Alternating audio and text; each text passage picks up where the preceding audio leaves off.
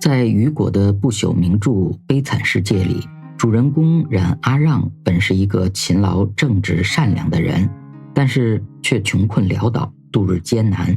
为了不让家人挨饿，迫于无奈，他偷了一个面包，被当场抓获，被判定为贼，于是就锒铛入狱了。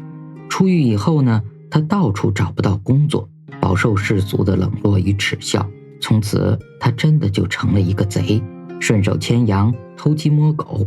警察一直都在追踪他，想方设法的要拿到他犯罪的证据，把他再次送进监狱。他却一次又一次的逃脱了。在一个风雪交加的夜晚，他饥寒交迫，昏倒在路上，被一个好心的神父救起来了。神父把他带回教堂，但他呢，却在神父睡着以后把神父房间里的所有的银器都席卷一空，因为他已经认定自己是坏人了，就应该干坏事。不料在逃跑的途中被警察逮了个正着，这次可谓人赃俱获。当警察押着冉阿让到教堂，让神父辨认失窃物品的时候呢，冉阿让绝望地想，这下可完了，这一辈子可能都得在监狱里度过了。谁知神父却温和地对警察说，这些银器是我送给他的，他走得太急，还有一件更名贵的银烛台都忘了拿，我这就过去取来。冉阿让的心灵受到了巨大的震撼。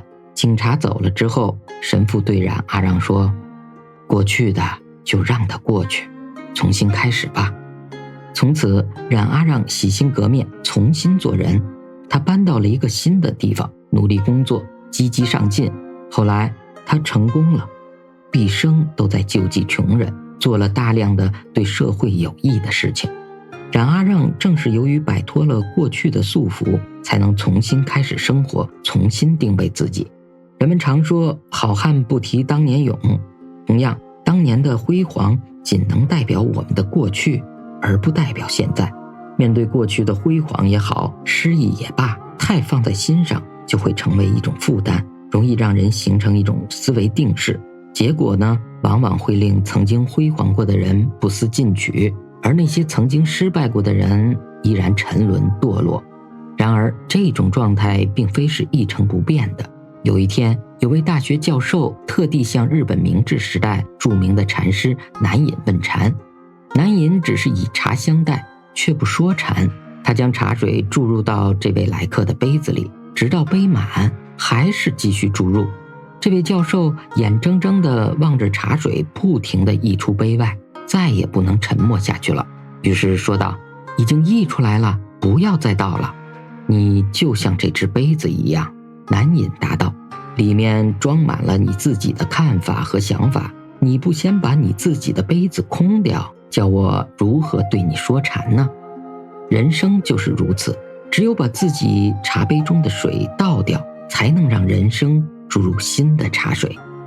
生命的过程如同一次旅行，如果把每一个阶段的成败得失全都扛在肩上，今后的路只会越走越窄，直至死角末路。忘掉过去，忘掉得失，用全新的自我去面对全新的未来，人生才会有崭新的开始，美好的未来。好了，今天的分享就到这里。如果您喜欢的话，欢迎订阅、评论和转发，感恩。